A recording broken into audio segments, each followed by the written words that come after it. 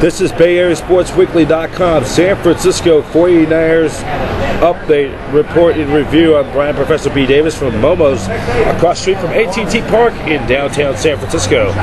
Well, the San Francisco 49ers was knocked from the ranks of the unbeaten Sunday in Week 3 of the National Football League. The Niners dropping a 24-13 decision, and they were out-executed by the upsetted Minnesota Vikings from the start, right out of the gate. San Francisco committed more penalties and had more turnovers than the team's first loss of 2012 in the regular season as well.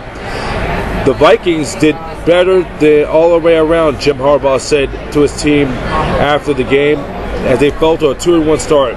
The red zone production told the story, but not exactly of all.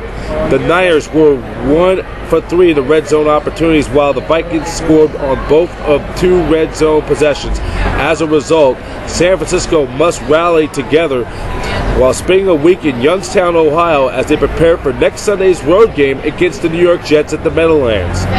So it was not a good day for San Francisco. The Niners had their problems from the start, as the Niners did not do that great. The 49ers, Alex Smith will give you the numbers. Alex Smith was 24 out of 35 for 204 yards, 1 touchdown. His QB rating was 81.1. And his counterpart, second-year man, Christain Ponder for the Vikings, was 21 out of 35 for 198 yards. He threw 2 touchdown passes to wide receiver Kyle Rudolph. That was the difference in the game. Frank Gore was held to only 63 yards rushing on 12 carries.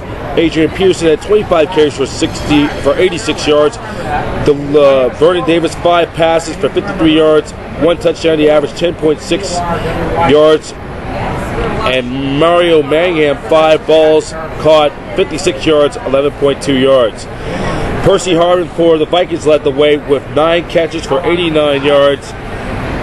Navarro Bowman had 10 tackles. Patrick Willis had 9 tackles, which, by the way, Patrick Willis had to leave late in the fourth quarter with a leg. His status is unknown at this time, and we'll give you more news on his injury status as soon as it develops on our next 49ers report. So with the loss, the 49ers dropped their record to 2-1, while the Minnesota Vikings improved their record to 2-1. The Niners will spend the whole week up in Youngstown, Ohio, where the Yorks and the A. DeBarros' old stomping grounds in Youngstown, Ohio, outside of Cleveland for 1 week. As the Niners prepare, they'll have to get over this loss very quickly, and we'll have to get ready to head to the New Jersey Meadowlands to take on the New York Jets in a first of 2 AFC interconference games the 49ers will have on the schedule for the next 2 weeks. They'll take on the New York Jets next Sunday at the Meadowlands at MetLife Stadium in New York, before returning home and taking on the Buffalo Bills in interconference play 2 weeks from today at Candlestick Park. So the 49ers got a lot of work to do, and it just was one of those days. And what can you do? That's the NFL, and I knew from the start this was going to be a trap game, because the Vikings playing the Minnesota Vikings in the Dome, you don't want to give them any momentum. And once the Vikings started on that 12-play, 60-yard drive for that first touchdown, I knew it did not look good for San Francisco.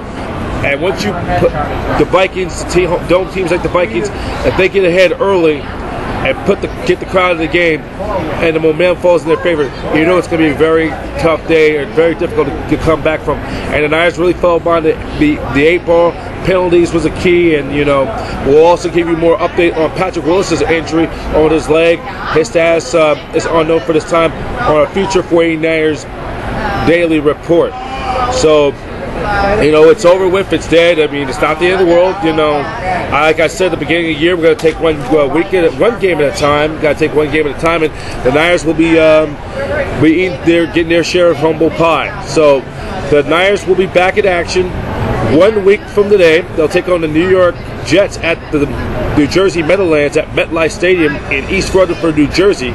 The kickoff time for the game will be at 10 o'clock a.m. Pacific Standard Time, and You can hear all the action. The game will be next Sunday, will be on Fox and on KGO News Talk 810, as Ted Robinson and former 49er and Super Bowl champion, two-time Pro Bowler Eric Wright will give you the play-by-play and the calls of the action for the game. And then after that, the Niners will play their second consecutive interconference game from another AFC East opponent 2 weeks from today against the Buffalo Bills at Candlestick Park.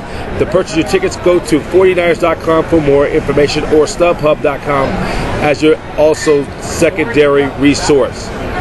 This has been the Bay Area Sports Weekly San Francisco 49ers report.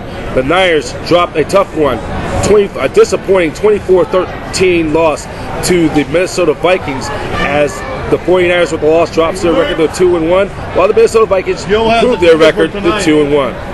This is Brian Professor B. Davis for the 49ers Report on BayAreaSportsWeekly.com. They're a 24-hour news service, 7 days a week, 365 days a year. The innovator to bring you all the best sports news and all 49 news in the Bay Area and beyond.